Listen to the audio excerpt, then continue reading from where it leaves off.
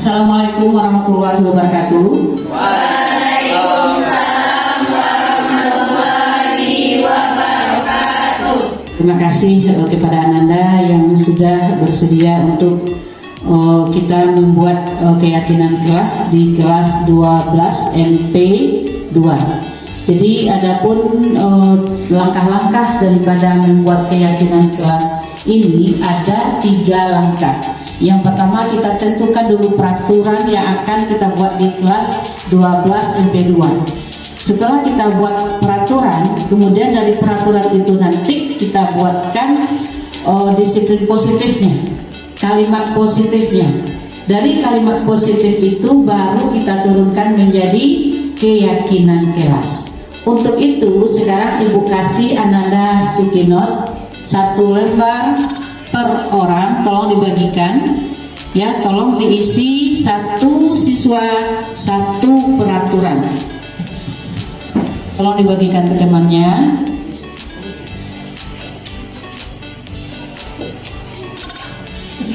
Oke ya,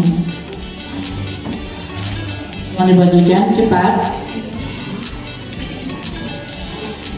Dan silakan ditulis 1 siswa 1 aturan yang menurut Ananda itu butuh untuk kelas 12 MP2.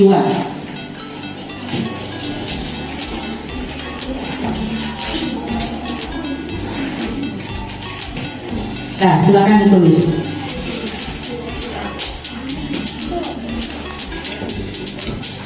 Fokus kita itu. Ya, setelah selesai silakan dikumpul di pinggir layar monitor infobus kita. Nah, bagaimana cara penempelnya? Kan ini ada rem. Ya, tempelkan, bariskan di sini. Nah, di sini.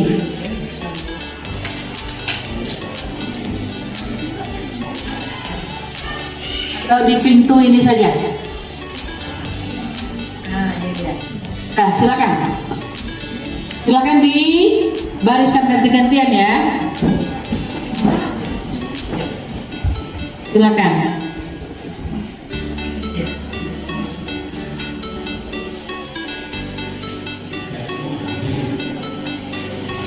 Silakan ditempel, dibariskan ke bawah.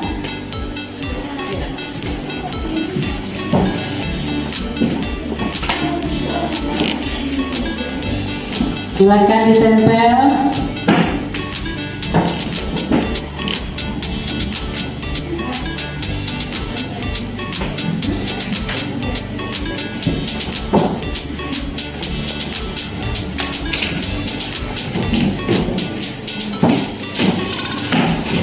Sudah? Cepat nak.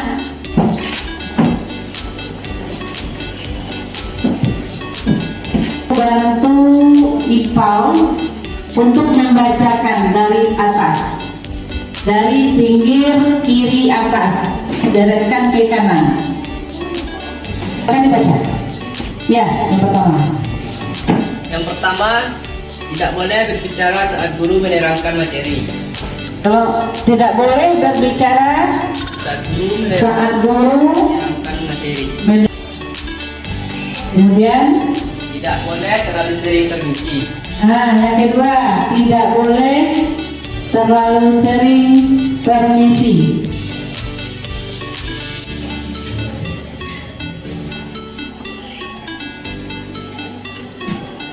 Kecuali jam tangan. Laki-laki tidak boleh memakai perhiasan kecuali jam tangan saat ujian.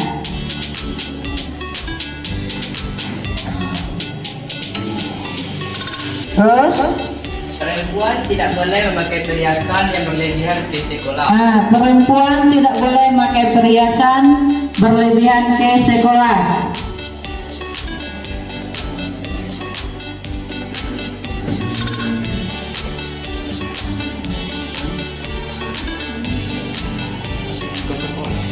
Ya. Terus memakai seragam sekolah sesuai aturan. Memakai seragam sekolah sesuai aturan.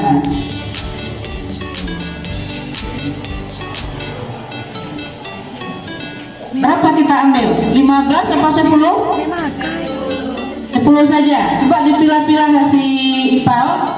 Coba dipilah mana yang lebih bagus. Adakah yang Jaga sikap sopan,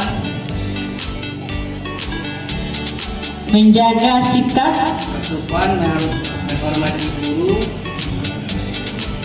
menjaga sikap sopan, menghormati guru, teman,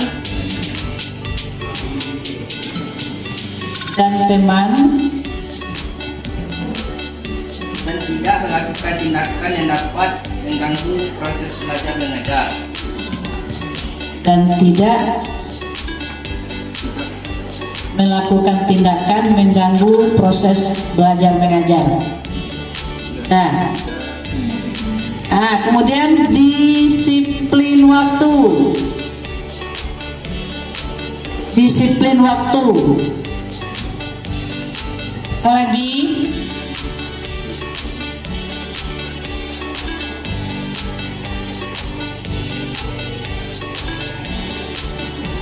Harus hadir. Siswa harus hadir tepat waktu. Siswa harus hadir tepat waktu. Lagi satu lagi. Jangan melawan kepada guru. Nah, jangan melawan kepada guru. Sama dengan? Menghormati guru. Ya, kita cari lagi. Jangan mengambil barang yang bukan milik kita. Jangan mengambil barang yang bukan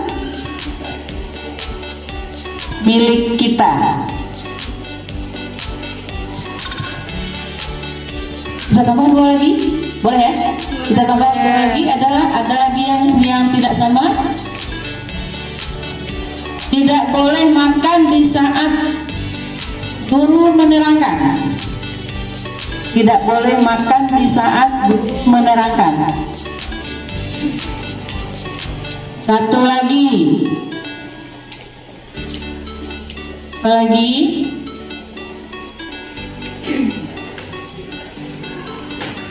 Jangan main HP saat jam pelajaran. Jangan main HP saat jam pelajaran. Cukup ya? Cukup 12? Oke, jadi peraturan-peraturan yang telah Ananda buat, yang kita tuliskan di Infokus di komputer ini adalah berjumlah 12. Silakan Ipang duduk kembali. Jadi tugas kita selanjutnya yaitu merubah peraturan itu menjadi kalimat positif. Oke, please tolong dibuat yang kedua. Yang pertama kan menentukan peraturan kelas.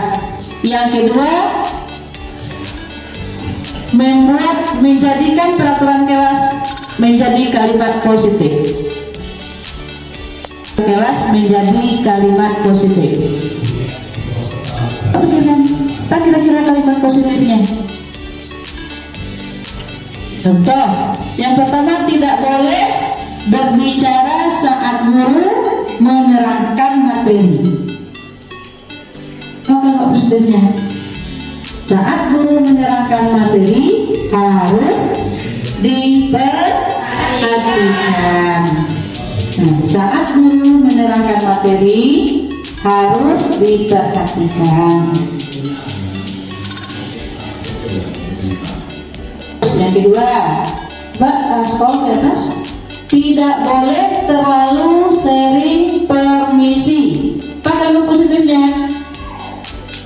Jika izin keluar harus bergantian. Izin keluar harus bergantian. Terus yang ketiga, Laki-laki tidak boleh memakai perhiasan kecuali jam tangan. Sudah positif kan? Sudah ya? Sudah positif. Copy paste saja. Laki-laki tidak boleh memakai perhiasan kecuali jam tangan.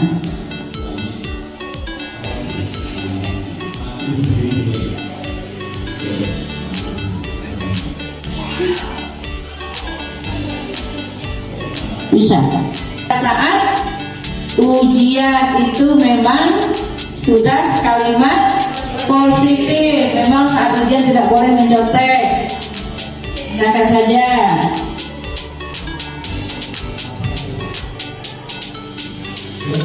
Yang kelima, perempuan tidak boleh memakai perhiasan berlebihan. Sudah positif.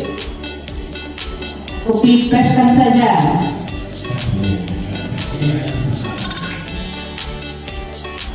Terus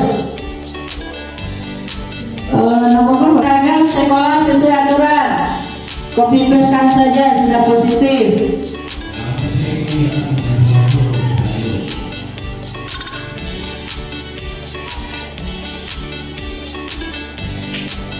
Terus nomor 7, menjaga sikap sopan, menghormati guru dan teman. Sudah positif juga. Atau jangan kasih menjaga, itu kita saja dulu, hilangkan menjaganya. Sopan, menghormati, sikap sopan, menghormati guru dan teman.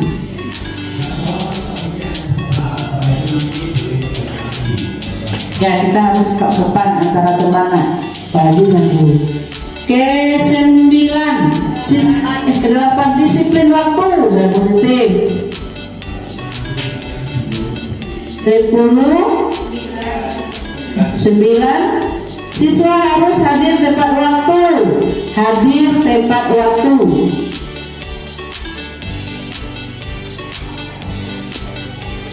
Lalu, jangan mengambil barang yang bukan milik kita. Apa itu positifnya? Pakailah barang sendiri. Gunakanlah barang milik sendiri. Gunakanlah barang milik sendiri. Terus 11. Tidak boleh makan di saat guru menerangkan. Makanlah di saat jam istirahat.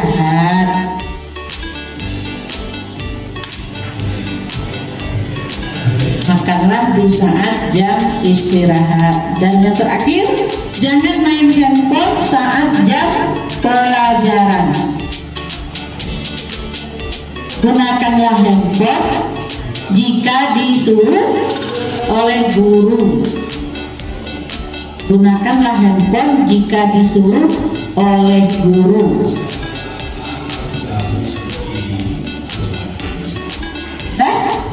Dan sudah 12 kalimat positif yang akan kita terapkan di kelas Ananda. Kira-kira yang mana yang kurang tepat nih? Atau kira-kira yang mana Ananda yang tidak setuju? Apakah setuju semua? Apakah ini berat bagi Ananda? Tidak. Apakah ini untuk bertujuan meningkatkan disiplin Ananda? Iya. Sementara Ananda mau PKL, Ananda harus bisa untuk disiplin dan mematuhi kesepakatan atau keyakinan yang telah kita buat bersama. Jadi langkah ketiganya adalah menentukan dari yang 12 item peraturan kelas yang kita jadikan kalimat positif itu menjadi keyakinan kelas dengan berpedoman kepada nilai-nilai kebajikan. Nilai-nilai kebajikan itu contohnya nilai-nilai kebajikan dari profil pelajar Pancasila: beriman, bertakwa kepada Tuhan Yang Maha Esa, dan berakhlak mulia, mandiri, gotong royong, kreatif.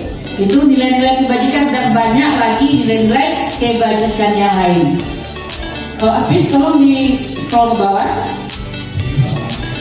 Yang K, yang C, nilai-nilai kebajikan yang ada pada peraturan yang telah kita buat di kalimat positif ini. C, nilai kebajikan. 1. Saat guru menerangkan materi harus diperhatikan. Apa nilai kebajikan itu?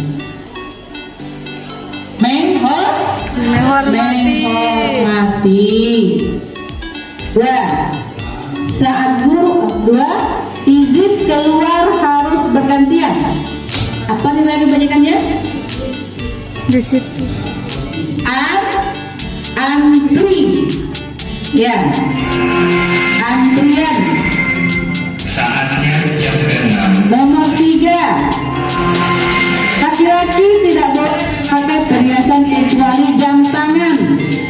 Apa nilai kebajikannya? Sederhana.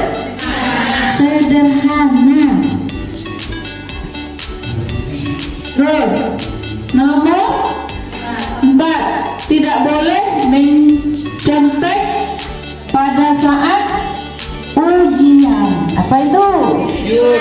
Kejujuran. Lagi, perempuan tidak boleh memakai perhiasan berlebihan ke sekolah. Itu kesederhanaan juga ya. Kesederhanaan sudah ada. Terus apa lagi? Memakai seragam sekolah sesuai aturan. Apa itu? Disiplin berpakaian. Disiplin itu banyak anak. Buatlah disiplin berpakaian. Disiplin berpakaian. Terus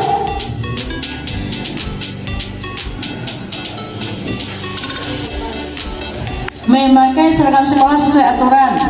Sikap sopan, menghormati guru dan teman. Apa itu? Saling menghargai. Disiplin waktu, tetap disiplin. Kita buatkan saja lah supaya disiplin ini bisa terpecah ya. Disiplin itu kan banyak macamnya. Ya, kita tadi kan ada disiplin berpakaian, sekarang nomor 7 nilai kebajikannya disiplin waktu. Apakah nanti disiplin waktu datang, waktu pulang, waktu istirahat, kan banyak itu. Waktu mengumpulkan tugas, waktu ujian. Terus hadir tepat waktu, masih disiplin waktu. Gunakan barang milik sendiri. Apa itu? Nilai kebajikannya? Ya, mandiri, ya kan, punya orang tak ambil. Mandiri. Terus makan di saat jam istirahat. Apa nilai kebajikannya itu? Untuk menjaga kesehatan. Menjaga kesehatan atau kesehatan saja. Gunakan handphone jika disuruh oleh guru. Disiplin penggunaan handphone.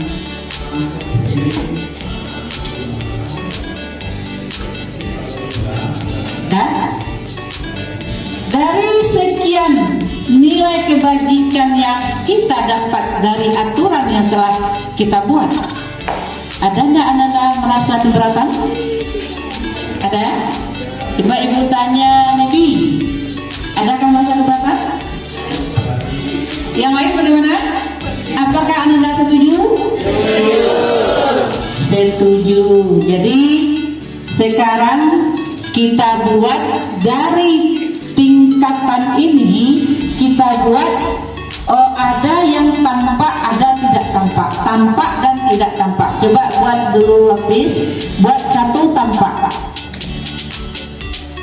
Ya, satu tampak seperti apa, tidak tampak seperti apa, tampak seperti apa, seperti apa. Terus kita contohkan dulu disiplin.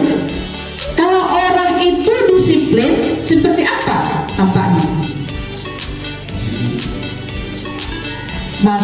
kelas, tempat itu kan tempat dia melakukan disiplin, ya kan? Nah, oke, coba contohkan. Masuk kelas, tempat waktu.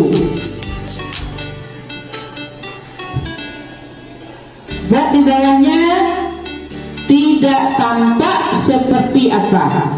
Yang A.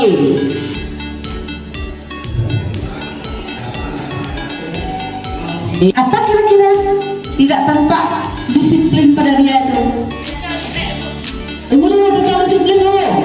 Lawan dari saudara tempat waktu, sering terlambat.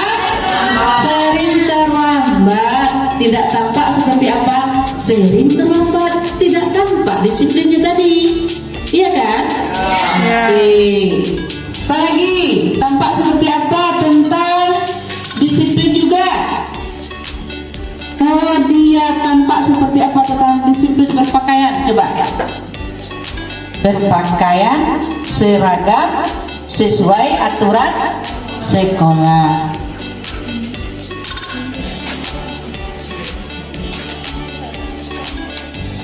Di bawah tampak seperti tadi, yang tadi saja disambung sesuai aturan.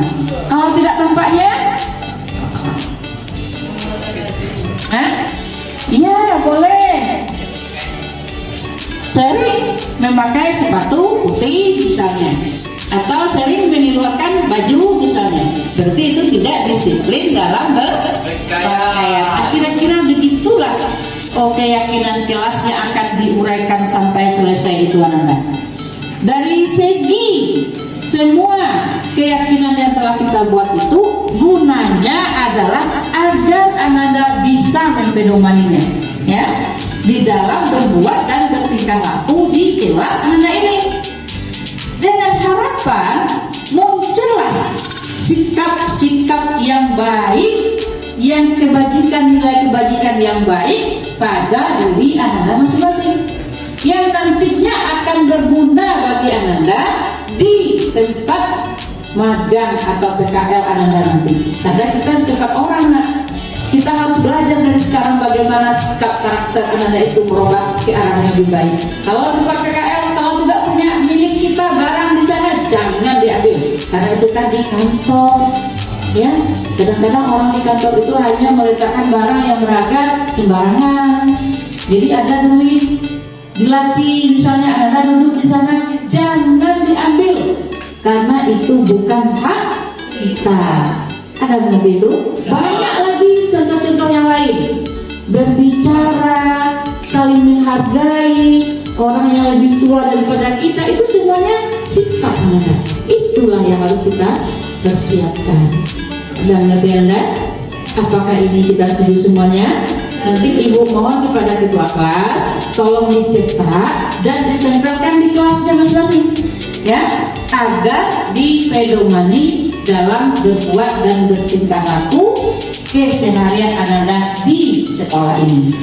Terima kasih atas perhatiannya. Wabillahi taufiq wal hidayah. Wassalamualaikum warahmatullahi wabarakatuh.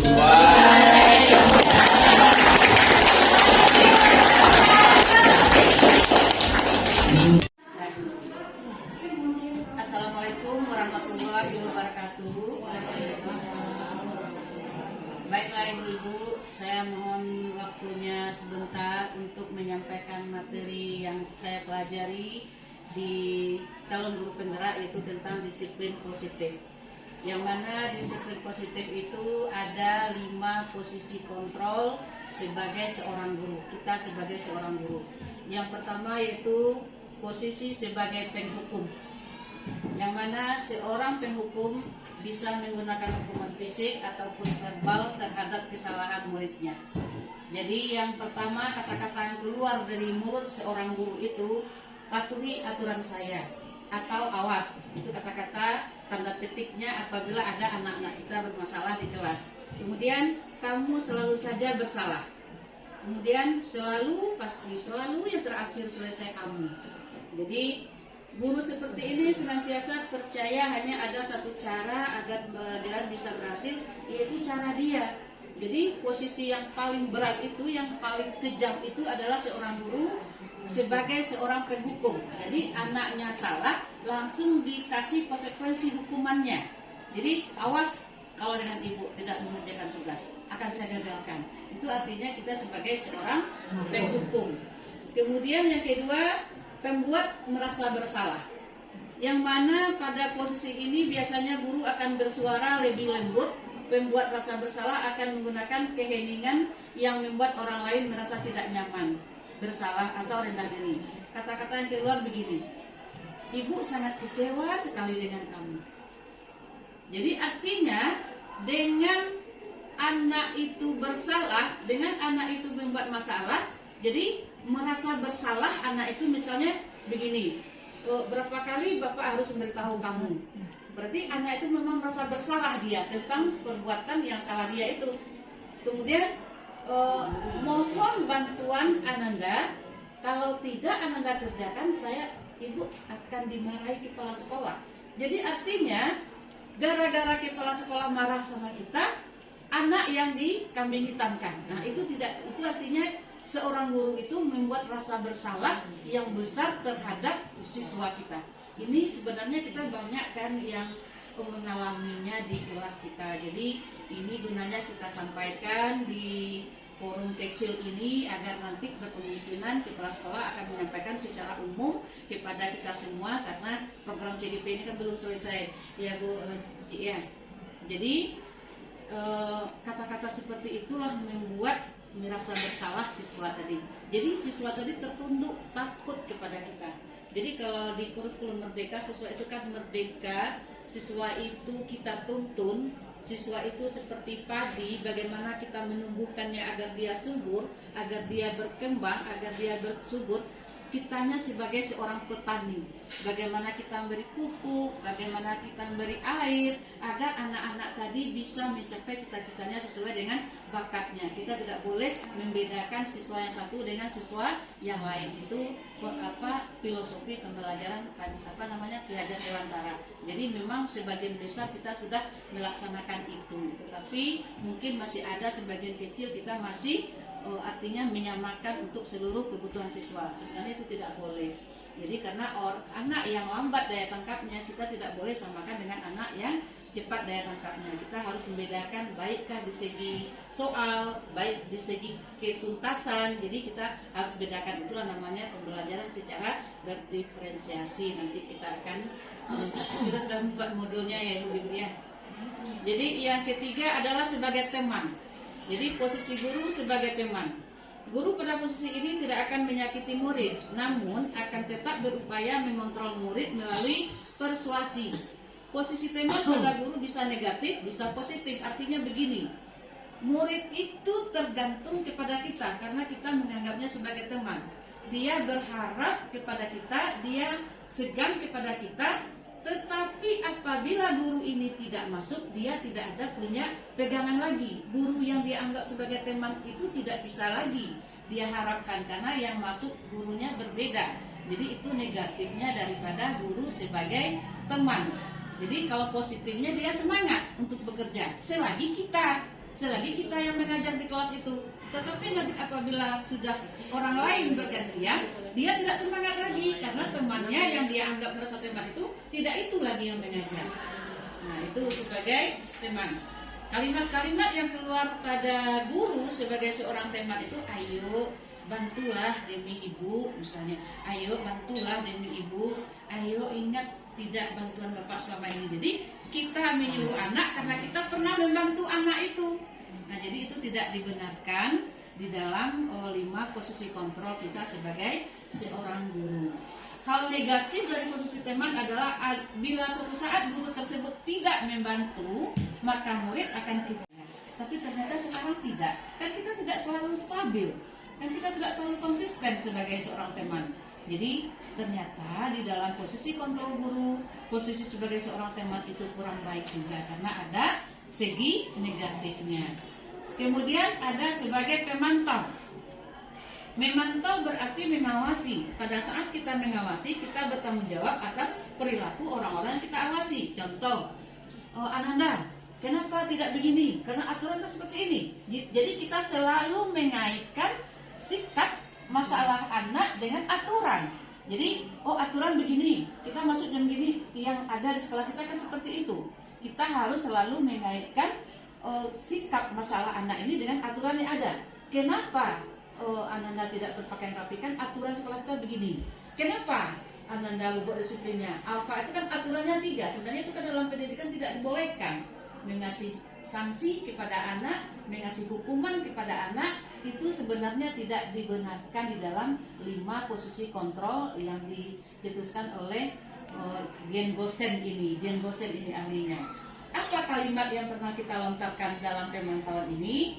Peraturannya apa ya? Nah, misalnya, kenapa kamu berpakaian sepatu putih? Aturan sekolah kita gimana? Jadi, memang selalu kita bawakan ke aturan. Itu posisi sebagai seorang pemantau. Kemudian, apa yang telah kamu lakukan? Apakah sesuai dengan aturan sekolah kita? Sanksi atau konsekuensinya apa? Nah, misalnya di kelas, kalau tidak membuat PR itu konsekuensinya apa?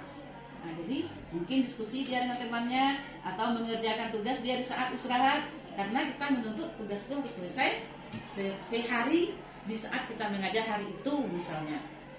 Jadi seorang pemantau sangat mengandalkan perhitungan catatan data yang dapat digunakan sebagai bukti atas perilaku seseorang. Jadi posisi pemantau ini menggunakan stiker apabila anak itu bagus. Nih ada stiker bintang 5, bintang 6, bintang 7. Itu biasanya kan diadakan untuk anak-anak SD. Tapi untuk anak-anak SMK itu tidak mungkin kita lakukan seperti itu. Dan yang terakhir sebagai manajer. Sebagai manajer inilah posisi yang paling terbaik kita lakukan sebagai seorang guru. Posisi manajer adalah posisi di mana guru berbuat sesuatu bersama dengan murid, mempersilahkan murid mempertanggungjawabkan perilakunya, mendukung murid agar dapat menemukan solusinya atas permasalahannya sendiri. Seorang manajer telah memiliki keterampilan di posisi teman maupun pemantau, dan dengan demikian bisa jadi di waktu-waktu tertentu kembali kepada kedua posisi tersebut bila diperlukan. Artinya, kalau kita seorang manajer, kita panggil anak itu, kita tanya kenapa dia berbuat kesalahan. Kemudian kita lakukan mencari solusi jalan keluarnya bersama dengan anak. Kita bertanya, kira-kira misalnya Rio, kenapa kamu sering tidak masuk kelas? Atau kenapa kamu tidak tepat waktu atau sering terlambat masuk kelas? Jadi kita tanya apa alasannya. Kalau boleh tahu, kamu sudah masuk tidak tepat atau terlambat masuk kelasnya udah berapa kali? Kan dia jawab nanti itu. Kemudian kalau ibu tahu, kira-kira seandainya kamu tidak terlambat lagi masuk kelas, apa kira-kira yang akan kamu lakukan? Jadi kita selalu diskusi dengan anak agar anak bisa mencari jalan keluarnya atas permasalahan dia. Misalnya dia begadang, saya begadang malam bu, saya main game bu, akhirnya saya terlambat bangun dan saya terlambat pergi sekolah. Jadi bagaimana solusi kamu untuk mengatasi begadang tadi? Jadi kita lemparkan ke anak kembali. Jadi nanti dia jawab, saya akan mengurangi waktu bergadang saya bu, saya tidak akan bergadang lagi, saya akan sampaikan ke orang tua saya. Jadi dengan harapan posisi manajer ini memang diterapkan anak ini bertanggung jawab dia atas kesalahan dia. Bagaimana cara kita mengoreksinya, bagaimana cara kita membimbingnya agar dia merasa bersalah itu memang benar-benar dari hati nuraninya. Nah, inilah posisi yang paling baik yang kita lakukan untuk penyelesaian masalah yang ada di sekolah kita. Dan posisi manajer ini dengan melaksanakan segi 3 restitusi namanya. Apa itu segi 3 restitusi? Suatu langkah-langkah penyelesaian masalah siswa dengan menggunakan 3 langkah. Yang pertama, menstabilkan identitas anak. Jangan kita tekan anak. Jangan kita merasa menyampaikan anak itu terlalu bersalah. Tetapi kita sampaikan anak itu mengembalikan identitasnya. Berbuat salah itu biasa. Kan kita sebagai manusia. Namun, bagaimana cara kita untuk memperbaikinya? Bagaimana cara kita mencari solusi untuk memperbaikinya? Nah, begitu kita stabilkan dulu identitas anak ini agar anak ini tidak terpukul dia dengan masalah yang telah dia buat. Kemudian Yang langkah kedua menvalidasi tingkat kesalahan. Memang benar kamu melakukan itu. Apa alasan kamu melakukan itu? Tentu ada alasannya nanti. Contoh Rina, dia mengadu sama ketua jurusan karena hasil ujiannya, hasil PR-nya selalu dicontek oleh temannya sehingga dia marah-marah di kelas. Nah, jadi saya tanya sama Rina, kenapa Rina kok berbuat seperti itu? Ya, habis saya kesal, Bu. Kenapa kamu kesal? Ya, saya sudah susah-susah membuat PR, ternyata teman saya hanya tinggal mencontek saja. Jadi kita kan nanti kita hubungkan dengan keyakinan kelas yang telah kita buat. Jadi keyakinan kelas inilah yang akan dipegang oleh kelasnya di dalam bersikap dan bertingkah laku selama kita mengajar dengan guru yang bersangkutan. Jadi artinya kesepakatan kelas itu kan kita ambil dari anak, kita lemparkan ke anak. Kira-kira apa yang kita buat untuk membuat kesepakatan kelas. Jadi kemudian yang terakhir, meyakini keyakinan kelas mana yang telah dia langgar. Misalnya Rina tadi dia kurang sabar, dia selalu emosi.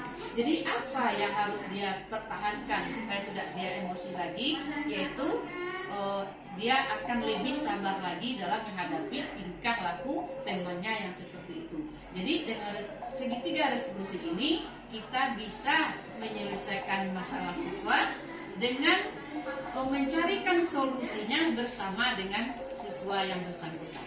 Nah, itulah ibu-ibu materi kita, bapak ibu materi kita hari ini. Silakan kalau ada pertanyaan dipersilakan. Silakan. Tanya Bu, tadi kan ini baru contoh secara verbal, contoh fisiknya apa? Ya, ibu-ibu, kalau contoh fisik, kita biasanya kan tidak boleh hukuman fisik. Terkadang, walaupun tidak di sekolah kita, di sekolah orang lain atau di SMA, SMK kan ada hukuman fisik. Apakah dia sepak, apakah dia tampar, kan itu ada. Ya, jangan kita pungkiri ada itu di suatu sekolah. Tetapi kita sekarang kan tidak dibenarkan menghukum fisik daripada siswa yang bersangkutan. Kita hanya bisa menyampaikan secara verbal, secara persuasif agar anak-anak ini kita ajak dia ke jalan yang benar. Artinya kita tidak menjudge anak itu, oh si A selalu seperti itu. Jadi kalau kita sudah tetapkan anak itu selalu, tidak pernah kita beri dia pengakuan atas identitasnya, dia tidak akan berubah. Kenapa? Karena setiap bertemu dengan guru itu beranggapan kepada dia, oh Rio kamu selalu terlambat ya, oh Rio kamu selalu alfa ya. Jadi yang terbayang oleh dia itu adalah kemarahan guru, penekanan guru terhadap dia, terhadap tingkah laku dia itu. Nah, jadi kita harus beri suatu persuasif agar identitasnya itu dikembalikan. Jangan dia merasa oh alfa saja dalam otaknya itu. Jadi kita beri persuasif pendekatan agar dia tidak melakukan hal yang sama untuk masa yang akan datang. Begitu Bu Devi. Silakan ibu-ibu yang lain. Baiknya, ini ya, satu sesuai dengan yang ibu sampaikan itu, ada anak yang istilahnya kalau masuk isi kakaknya. Contohnya anak yang si Pandu sudah seluruh guru menasihatinya, seluruh guru menemudiannya. Yang sekarang dia tetap juga berbuat dengan dia merasa tanpa bersalah. Ditanya, kenapa kamu terlambat? Kamu terlambat Ya. Itu saja rasanya itu apakah bisa kita membiarkan saja seperti itu?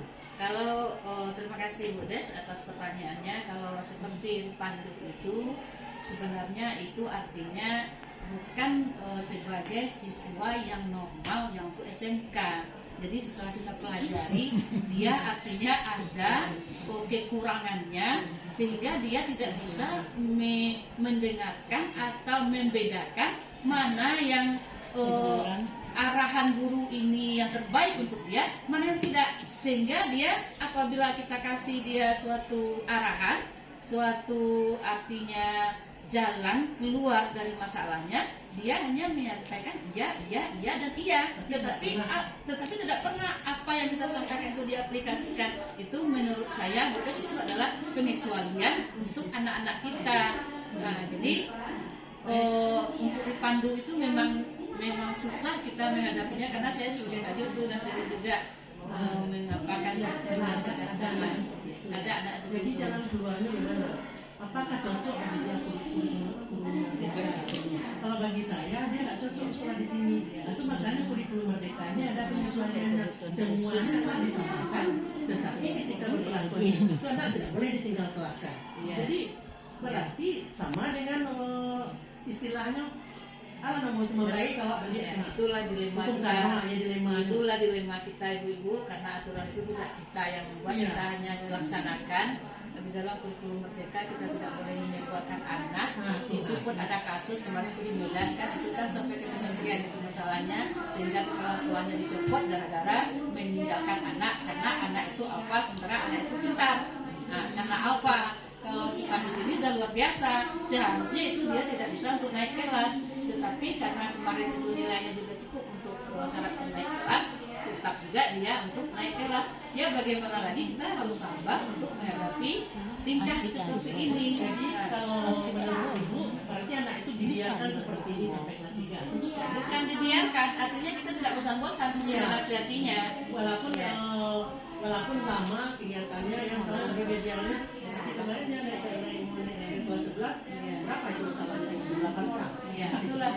Tapi Ya. kan dibiarkan dia. Itulah dikasih artinya kesempatan. disitulah posisi kita, profesi kita diuji, karena kita mendapatkan anak seperti itu. Kita adalah sebagai penuntun, kita adalah sebagai pembimbing, kita bukan sebagai, artinya sebagai pengajar menyampaikan ilmu, tidak, tetapi kita adalah sebagai seorang pendidik yang lebih besar peran kita di sekolah untuk merubah tingkat laku anak yang seperti itu. Jadi artinya kita harus sabar lagi dalam menghadapi anak seperti itu, karena kita tidak ada hak untuk mengeluarkan anak, karena kita tidak ada hak untuk, artinya kamu keluar, kamu tinggal, kamu ini tidak bisa. Kemarin sudah saya sampaikan kepada guru-guru yang mengajar di kelas 10, silakan nilai apa adanya. Kalau memang dia pantas untuk naik ya silakan, tetapi kalau tidak ya kita tinggalkan. Tetapi ternyata itu Tanya kembali ya. Terima kasih atas paparannya. Kemarin itu pas pelaksanaan aksinya dari posisi saya kan sudah belajar juga, dan saya sudah mempraktekannya ke anak kita yang Rio ya Bu ya. Dan kemarin saya sudah mengaplikasikan yang bagaimana solusinya sama dia, dan dia sudah menyampaikan ini, dan akhirnya Rio itu tidak mengerjakan apa yang dia sampaikan gitu. Jadi toh saya juga balik lagi ke tipe pertama yang menghukum. Jadi karena memang saya sudah kok ini nggak bisa ini seperti ini gitu. Hasil yang sudah disepakati sama dia nggak juga lah, balik saya ke yang penghukum. Artinya kemarin itu kan akhir semester banyak tugas ya Bu ya yang tidak dia selesaikan, dan waktu itu saya terakhir ujian dari pagi sampai siang dia kerjakan di sini baru selesai. Jadi memang kok anak ini merasa kok harus dipaksa dulu gitu. Jadi harus ada kesepakatan nih berdua. harus ada Tapi enggak masuk juga aku didengar. penghukum betul ya. Tapi lebih masuk ya hukum lagi. Mungkin mohon sarannya Ibu atau bagaimana untuk kita seharusnya. artinya Bu Neza, ini kan berbicaranya masalah umum, berarti ada karakter-karakter anak kita yang tidak bisa istilahnya diajak untuk mencari solusi dengan pendapat dia. Akhirnya dia tidak akan mengerjakan apa yang kita suruh. Jadi kadang-kadang tipe anak ini memang sudah terbentuk dalam keluarganya masing-masing. Ya, jadi kita memang konsisten di dalam melaksanakan tugas itu kita kan tidak bisa, karena waktu kita itu memang terbatas di kelas itu. Sebenarnya kita itu harus konsisten setiap saat mengingatkan, malah kita harus menggiringnya. Misalnya kita ada di kantor, kita bawa dia, kita suruh kerjakan tugas di dekat kita. Jadi kita kadang-kadang seperti itu kita tidak bisa melakukan karena tuntutan tugas kita yang banyak gitu. Kalau menurut Ki Hajar itu kan kita sebagai penuntut itu memang kita bimbing, kita dudukkan dia dekat kita suruh dia bekerja, barulah dia mengerjakan. Tetapi kalau sekarang kita kan belum konsisten, karena kita masuk kadang 1 kali 1 minggu, karena mengingatkan saja ketemu apakah kerjaan sudah selesai, apakah tugas sudah selesai, kan itu saja. Jadi mungkin yang pertama memang anaknya karakternya memang susah untuk dirubah karena sudah dibentuk oleh keluarganya. Kemudian yang kedua mungkin kita sebagai seorang guru belum konsisten di dalam membimbing, menuntun anak ini agar dia berbuat sesuai dengan yang kita sepakati dengan murid tadi. Oh, Bu Fajur, begini, saya juga sudah mengikuti webinar tentang disiplin positif dari segi 3 restitusi ini. Kan banyak, saya pun mengalami anak kita yang namanya Rifandu tadi, kan agak susah dibentuk. Kemudian saya mencoba mendekati secara pribadi, saya sanjung-sanjung. Nah itu dia. Seperti ini, kamu pintar, kamu sengkleng, tolong belajar dengan baik. Mudah-mudahan nanti setelah tamat kamu bisa jadi polisi. Begini-begini. Kemudian saya menunjukkan pertanyaan sehubungan dengan materi pembelajaran. Nah, bagaimana Rifandu? Nah, kamu ibu lihat tadi bisa menjawabnya. Akhirnya aktif. Mulai dari awal pembelajaran sampai akhir. Tetapi kekurangannya saya lihat anak yang lain agak terabaikan sedikit karena saya cenderung kepada Rifandu. Dan saya tujuannya untuk mempraktekkan juga masalah restitusi. Tapi kalau kita mungkin sebagai guru kelas seperti di SD, insya Allah anak ini mampu bisa berubah. Tapi karena kita masuk sekali seminggu, belum lagi duduk konsep sama dia, kemudian dia berubah lagi sikapnya yang tidak baik. Nah, itu pengalaman yang saya praktekkan dengan Rifandu. Artinya, terima kasih Bu Ir. Terima kasih Bu Ir. Memangnya kita harusnya seperti itulah. Artinya memang kita sebagai guru itu harus konsisten. Artinya tidak hanya kita sampaikan di minggu sekarang kita tagih minggu depan, bukan artinya begitu. Artinya kita apakah kita ketemu, apakah kita usahakan masuk ke kelasnya untuk mengingatkan kembali atau bagaimana begitu. Jadi kita konsisten di dalam membimbing anak tadi atau di kelas kita persuasif, kita pendekatan secara seorang ibu dengan anak. Nah, jadi kan waktu kita kadang-kadang tidak ada untuk itu, tidak banyak untuk itu. Kalau memang kita berikan seperti itu untuk satu anak, terabaikan yang lain, betul. Tapi itulah tugas kita, itulah profesi kita, itulah tuntutan terhadap guru. Guru itu banyak tuntutan. Kalau kita lihat di materi itu sangat banyak tuntutan terhadap kita untuk mendidik anak ini terutama. Kalau menyampaikan materi bisa dilihat di internet, bisa dicari di internet, bisa dilihat di buku paket, bisa dipelajari di rumah. Tetapi untuk merubah sikap dan tingkah laku ini, itulah yang sangat susah sekali. Ya Ibu-Ibu, masih ada lagi Ibu Ratna Juta, kita beri kesempatan satu orang lagi. Terima kasih atas waktu yang diberikan. Terima kasih juga atas paparannya yang cukup sangat menarik. Dari keseluruhan ini ya semuanya saya lakukan ini Bu. Jadi begini Bu, dari segi pemberi hukuman ini, hukuman ini Bu, apabila seperti anak kita si Rifandu itu, kalau tidak kita beri hukuman, dia akan sewenang-wenang saja Bu. Cuek aja dia Bu. Apa katanya sama temannya, minggu kemarin saya nggak bikin masuk juga. Saya kemarin nggak apa-apa nggak bikin. Itu kalimatnya Bu. Jadi saya mendengar kalimat yang itu tuh Bu, saya suruh dia untuk membuat PR-nya lagi di luar. Sampai 4 jam saya tunggu, insya Allah nggak pernah dia masuk lagi Bu. Besoknya saya panggil lagi. Besoknya saya panggil dia lagi. Besoknya dia libur lagi Bu. Hari minggu yang ketiganya muncul dia, saya tanya, loh kenapa Pandu minggu kemarin nggak masuk? Ada saya masuk Bu, saya di belakang. Bohong dia sama saya. Iya. Saya ingat saya kan dia rolling ini Bu ya. Saya nggak masuk dia Bu. Dia ngobrol sama temannya di luar. Jadi kalau kita lihat, memang saya tahu Bu, kurikulum merdeka, semerdeka-merdekanya. Cuman kalau hati nurani saya sebagai guru untuk tidak memberi hukuman ini, anak akan sewena-wena, semena-mena, tidak akan melihat kita lagi Bu, dan tidak akan mendengarkan kita lagi. Nah, jadi sedikit banyaknya harus ada apanya Bu, hukuman ini yang nomor 1 ini, hukuman itu tidak hukuman fisik Bu, tapi paling kena efek jerah sama dia. Itu yang tidak bisa saya terima sampai detik ini, Bu. Iya. Terima kasih, Bu. Ya, terima kasih Bu Wit. Itu berarti memang dari sekian banyak anak-anak kita memang yang lebih parahnya itu kan Ripandu itu. Itu yang saya sampaikan tadi, Ripandu itu bukan sekolahnya harusnya di SMK, tetapi karena memang kekurangannya seperti itu. Kalau kita lihat memang ada kekurangannya dalam berpikir, kita lihat. Nah, lain yang kita sampaikan kepada dia, lain yang dijawab. Nah, Ibu, saya juga pernah bertanya kenapa kamu telat bangunnya. Saya sudah bangun, Bu, subuh. Terus kenapa telat ke sekolah? Saya menunggu teman saya mandi. Terus saya tertidur lagi. Jadi memang sekarang kita, karena dia sudah berada di sekolah kita, ya mohon kepada ibu-ibu bersabar saja lagi untuk menuntun anak-anak kita yang namanya Ripandu ini. Karena kalau kita bawakan ke diri kita memang naik emosi kita jadinya kan, naik tekanan darah kita jadinya, jadi kita sakit. Jadi kita bersabar dan selalulah membina, karena membina, mendidik itu adalah tugas tanggung jawab kita bersama.